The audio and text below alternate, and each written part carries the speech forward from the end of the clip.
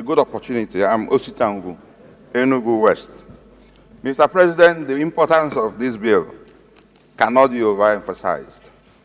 Mr. President, I want to speak on the safety aspect because the bill also made provision for policy formation and the regulation of the transport sector. Mr. President, I'll use Q2 of 2023 as a point to support this bill.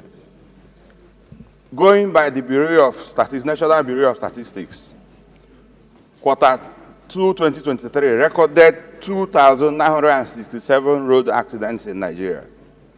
And in these road accidents, we had 1,349 fatalities. For me, we can, as much as we want, believe these statistics, but in Q3, when I visited the headquarters of Nigerian Road Safety Commission, because of an accident that occurred somewhere in my constituency, they were magnanimous to give me the records. But I now found out that in one particular road, they call Ugoyama, along the Enugu-Onitsha Expressway, from January to April 2023, it recorded 74 deaths in a particular spot. And this is because of lack of policy formation in the road transport sector.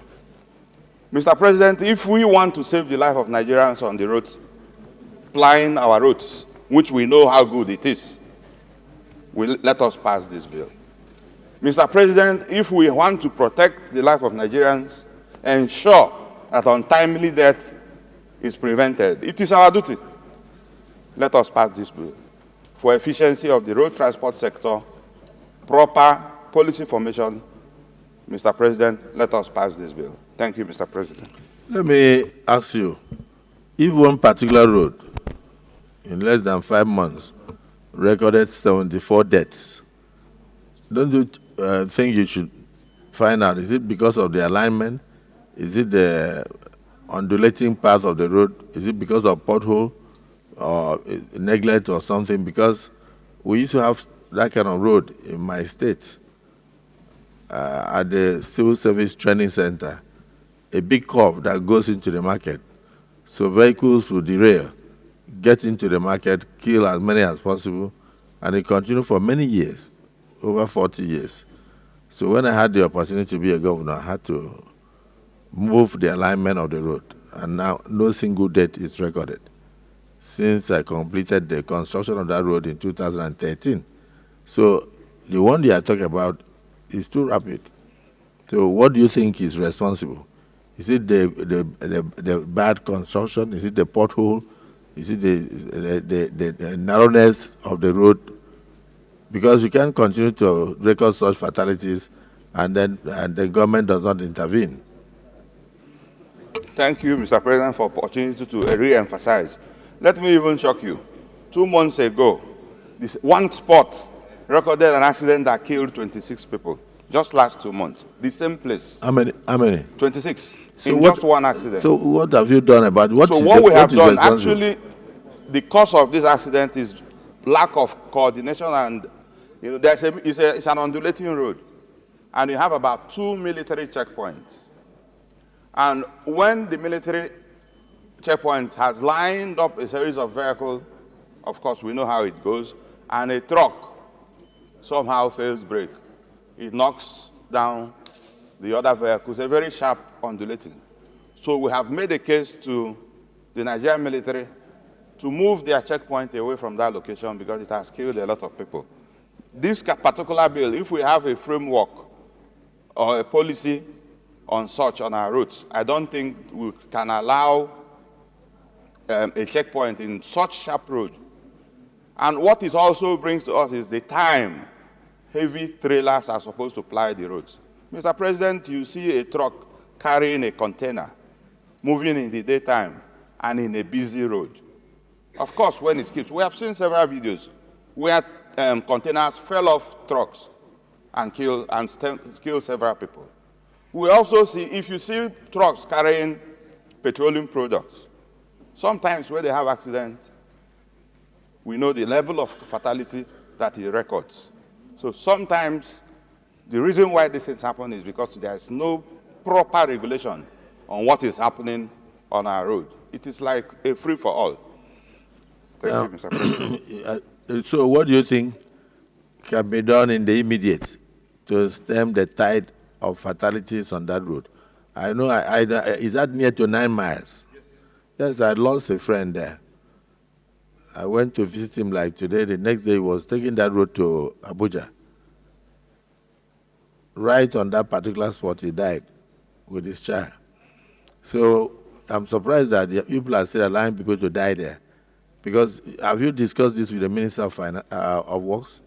Because if you do a realignment of that road, you can avoid that steep area. Not just because of military checkpoint. People will still die unless something is done about that road. The way it is, I know I have an idea of that road. The way that road is, something needs to be done. President, on the immediate, the quickest solution is to remove the checkpoint. The second solution is to repair the second part of that Lobi road, because every vehicle is plying just the one lane that the RUCC have just constructed. And we have discussed this. In fact, I had a chat with the governor. We took it up with the Ministry of Works. But because work have not commenced on the second section, the part 2 of the road. So everybody is using one lane, but we'll be able to achieve moving the military checkpoint away from the undulating. But the truth is that after 1 month, they will come back there, because we have done that severally.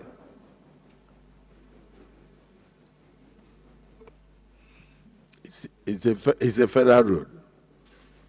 That's what I'm saying. Can you also take a trip to the Federal Ministry of Works, describe the situation of the road, and see whether they can intervene? As a leader and the senator representing that area, I believe it's something that you can sumo to move emotion, and then we take decisions, and then you follow up. We have had a motion on that earlier in 2023. But you have not followed up. No, we have followed up, but nothing has been done by the ministry. We need the second part of the road repaired. That is the quickest way, so that oncoming vehicles can be on another lane. Maybe if you give me the opportunity, it's a matter of urgent importance. In our next legislative day, I'll represent the motion. I'll be glad to join you to follow up. Thank you, sir. So we invite the minister to come and discuss with us why nothing has been done. Because I know the road you are talking about, and I'm surprised it's still the same way. You don't, to avoid another life, you may not know whose life. I'm not threatening you, because you take that road yourself. So it's important for something to be done urgently to save other Nigerians from perishing on that spot. And it's also a dangerous area, because there's a bush there, there's a forest there. And so a lot of criminals come out there to harass people because of the undulation. So there's a big valley there.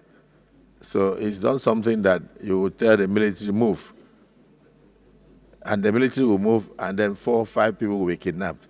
So you must involve the Ministry of Works to actually realign the road. And if the reconstruction of the second lane is what will solve the problem, we must do it immediately to stem the tide of